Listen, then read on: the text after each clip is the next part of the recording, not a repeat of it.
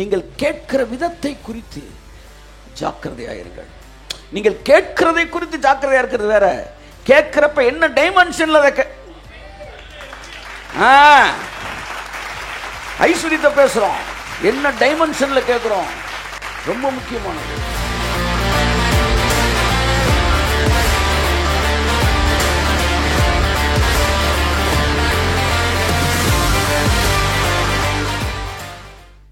இந்த உலகம் எல்லாத்துக்கும் ஒன்று சொல்லும்.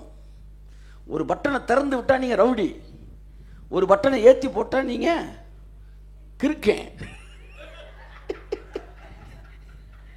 கழுத்து பட்டனை போட்டா முட்டா பைய. உண்மையா இல்லையா? இந்த வரான் பாரு லூசு. ஒரு பட்டனை ஏத்தி போட்டா லூசு, இறக்கி போட்டா ரவுடி. இவன் ஏதாச்சும் சொல்லிக்கிட்டே இருப்பான்.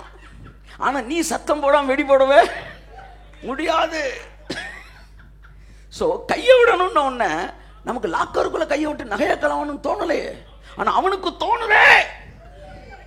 ஆகையால் தான் கிருபை, ஐஸ்வர்யம், எந்த விஷயத்தை எடுத்தாலும் அப்படித்தான். நீடிய வாழ்வு நீங்க நினைச்சீங்களா? 900 வருஷம் வாழணும்னு நினைச்சீங்க, 10 கல்யாணம் பண்ண நீங்க யோசிச்சிருப்பீங்களா? 60க்கு ஒரு கல்யாணம், அப்பெல்லாம் நம்ம யோசிச்சதே இல்லை பார்த்தீங்களா? அதனால நீடிய வாழ்வு நல்லா யோசிச்சுக்கிட்டு இருக்கிறோம். ஆனா அவன்கிட்ட கேட்ட இதெல்லாம் கணக்கு பண்ணுவான்.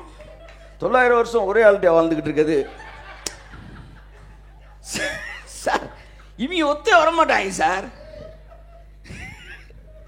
சோ செய்தி இயேசு சொன்னார், நீங்கள் கேட்கிற விதத்தை குறித்து ஜாக்கிரதையாயிருங்கள்.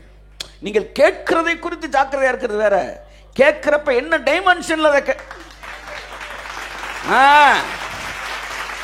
ஐஸ்வர்யத்தை பேசுறோம், என்ன டைமென்ஷன்ல கேட்கிறோம், ரொம்ப முக்கியமானது.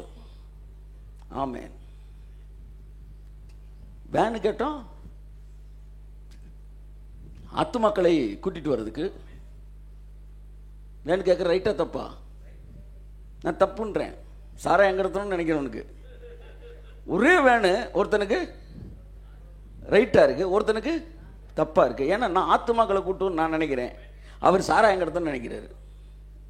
ஆகவே அன்புக்குரியவர்களே, மனிதன் தேவனுடைய வார்த்தையை மாம்சத்தில் இருந்து படிக்கும்போது அவைகள் ஒன்று அவனுக்கு பைத்தியமாய் தோன்றும்.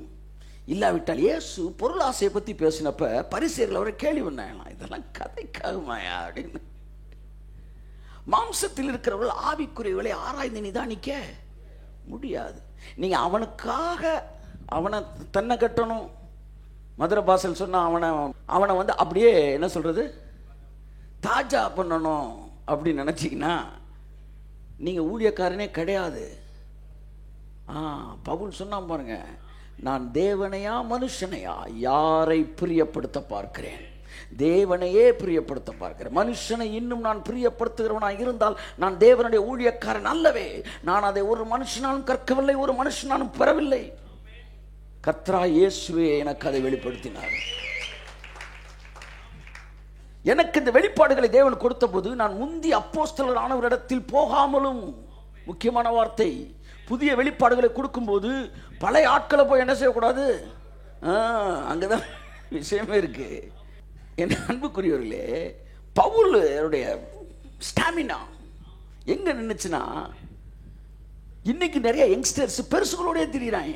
பெருசுகள் எதை சொல்ல வரேன்னா, அவர்களுடைய முதிர்ச்சியும் அவருடைய வாட் இஸ் தட் அவருடைய அனுபவங்களையும் அற்பமாக நினைக்கக்கூடாது.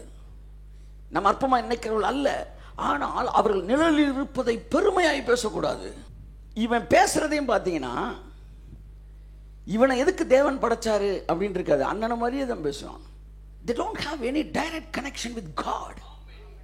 பவுல் தேவனோடு தனிப்பட்ட முறையில் ஒரு தொடர்பு வைத்திருந்தான். A voice from white throne, a voice from God's throne. தேவனுடைய வெள்ளை சிங்காசனத்திலிருந்து அவன் தேவனுடைய சத்தத்தை அவன் கேட்கிறவனாக இருந்தான். அங்க வந்துட்டீங்கன்னா உலகமே எதிர்த்து நின்னாலும் அப்படி நிற்கா போகுது. அவர்கள் யாரா இருந்தாலும் எனக்கு கவலை இல்லைன்னா, எங்கடா வருவ சுத்தி முத்தி, எங்க வருவ சுத்தி முத்தி, என் டாக்டரின் செல்ல பேசி சுத்தி முத்தி நீ எங்க வருவ, பவுல் கெட்டவன், பாவிகள்ல நான் பிரதான பாவி தான். அவன் என்ன சொல்றான், நான் எவ்வளவு நல்லவன் என்பதை தேவன் அறிவார். நான் எவ்வளவு தேவனுடைய நடக்கிறேன் என்ற தேவன் அறிவார். அதை பற்றி எனக்கு பேச்சு இல்லை. நீ பாயிண்ட் பண்ணுறதுக்கு முன்னாடி நீ பாயிண்ட் பண்ணுற இடத்துல அங்கே சுயமே இல்லைன்ட்டான். சுயம் இருக்கும்போது தான் நாங்கள் பாயிண்ட் பண்ணுற. சுயமே இல்லாட்டி எங்கே பாயிண்ட் பண்ணு நீ? அப்போ he was such a bold preacher.